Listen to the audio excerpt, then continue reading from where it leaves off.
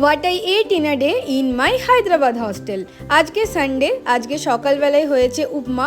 উপমা খেতে আমার বেশ ভালোই লাগে, খুব বেশি ঝাল হয় না, তাই আমি আরামসে খেতে পারি। আর উপমার সাথে থাকে এই ঝাল আর টক আচারটা, এটা আমি খাই না, এটা এত ঝাল তাই আমি খেতে পারি না। সানডেতে লাঞ্চ আমাদের মোটামুটি ভালোই থাকে।